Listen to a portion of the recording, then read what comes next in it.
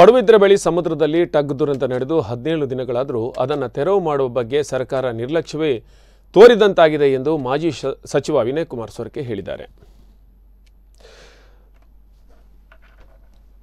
Tug ತೆರವುಗೊಳಿಸದೇ ಇರುವುದರಿಂದ ಸಾಂಪ್ರದಾಯಿಕ ಮೀನುಗಾರರಿಗೆ ಸಮಸ್ಯೆ ಉಂಟಾಗಿದೆ. ಟಗ್ ಮೇಲೆತ್ತರೂ ಸರ್ಕಾರ, ಸ್ಥಳೀಯ ಜನಪ್ರತಿನಿಧಿಗಳು ನಿರ್ಲಕ್ಷ್ಯ ಧೋರಣೆ ತೋರ್ತಾ ಇದ್ದು ಇದರಿಂದ ಮೀನುಗಾರರು ಸಂಕಷ್ಟ ಎದುರಿಸುವಂತಾಗಿದೆ. ಸಂಕಷ್ಟಕ್ಕೆ ಸಿಲುಕಿರುವ ಮೀನುಗಾರರು ಹೋರಾಟದ ಹಾದಿ ತುಳಿದಿದ್ದು ಕಾಂಗ್ರೆಸ್ ಪಕ್ಷ ಅವರ ಹೋರಾಟಕ್ಕೆ ಪೂರ್ಣ ಬೆಂಬಲ ನೀಡಲಿದೆ ಎಂದು ವಿನಯ್ ಕುಮಾರ್ ಸೊರಕೆ ಹೇಳಿದ್ದಾರೆ.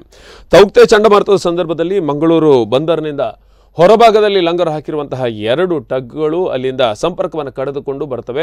ಅದರಲ್ಲಿ ಒಂದು ಬೋಟ್ ನೇರವಾಗಿ ಕಾಪು ಸಮೀಪದ ಒಂದು ಬಂಡೆಗಲ್ಲಿಗೆ ಡಿಕ್ಕಿ ಹೊಡೆದು ಅದರಲ್ಲಿ ಒಂದು 9 ಜನ ಇದ್ದರು. ಅವರನ್ನು ಹೆಲಿಕಾಪ್ಟರ್ ಬಳಸುವ ಮೂಲಕ, ವಾಯುಸೇನೆ ಹೆಲಿಕಾಪ್ಟರ್ ಬಳಸುವ ಮೂಲಕ ಅವರ ರಕ್ಷಣೆ ಮಾಡಲಾಗಿತ್ತು. ಅದಾದ ಬಳಿಕ ಇನ್ನೊಂದು ಟಗ್ ಪಡುಬಿದ್ರೆ ಸಮೀಪ ಮಗುಚಿ ಬೀಳುತ್ತೆ. ಅದರಲ್ಲಿ 3 ಈಜಿ ದಡ ಸೇರ್ತಾರೆ, 2 ಉದ್ಯಾವರ ಸಮೀಪ ದಡ ಸೇರಿದ್ದಾರೆ, 1 ಮಲ್ಪೆ ಸಮೀಪ ದಡ ಸೇರ್ತಾರೆ.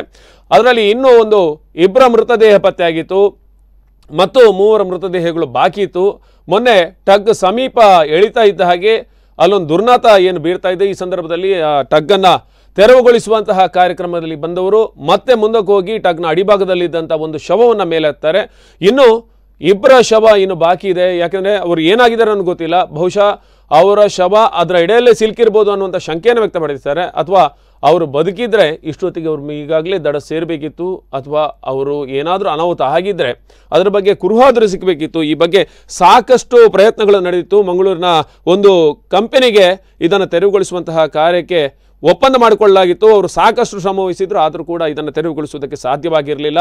ಪಡುಬಿದ್ರೆ ಈ ಸಮೀಪದಲ್ಲಿ ಬಂದಂತಹ ಏನು ಟಗ್ ಅಲ್ಲೇ ಹೂತು ಹೋಗಿರುವಂಥ ಸಾಧ್ಯತೆ ಈಗ ಎದುರಾಗ್ತಾ ಇದೆ. ಆದರೆ ಇನ್ನೂ ಬಹಳಷ್ಟು ದಿನ ಕಳೆದರೆ ಅದರೊಳಗಿರುವಂತಹ ಏನು ಆಯಿಲ್ ಇದೆ ಅಥವಾ ಇನ್ನಿತರ ಕೆಮಿಕಲ್ಗಳಿವೆ, ಅವೆಲ್ಲವೂ ಕೂಡ ಸಮುದ್ರ ಪಾಲಾಗುವಂಥ ಸಾಧ್ಯತೆ. ಆದ್ದರಿಂದ ಮೀನುಗಾರರು ಈ ಬಗ್ಗೆ ಸಾಕಷ್ಟು ವಿರೋಧವನ್ನು ವ್ಯಕ್ತಪಡಿಸಿದ್ದಾರೆ. ಇದಕ್ಕೆ ಮಾಜಿ ಸಚಿವರಾಗಿರುವಂಥ ವಿನಯ್ ಕುಮಾರ್ ಸೊರಕೆ ಅವರು ಬೆಂಬಲವನ್ನು ವ್ಯಕ್ತಪಡಿಸಿದ್ದಾರೆ. ಹೀಗೆ ತೊಂದರೆ ಆಗಿದೆ, ಅವರೇನು ಇವತ್ತು ಕರೆಯನ್ನು ಕೊಟ್ಟಿದ್ದಾರೆ ಅದಕ್ಕೆ ಸಂಪೂರ್ಣವಾದಂಥ ಬೆಂಬಲವನ್ನು ನಾವು ಕೊಡ್ತೇವೆ.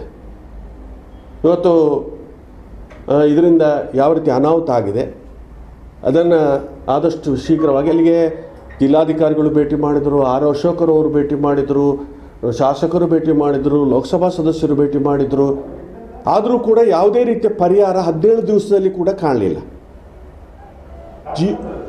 ಇವತ್ತು ಅವರನ್ನು ಮೇಲಕ್ಕೆತ್ತುವಂಥದ್ದು ಹೆಲಿಕಾಪ್ಟರ್ 50 ಗಂಟೆಗಳು ಬೇಕಾಯಿತು.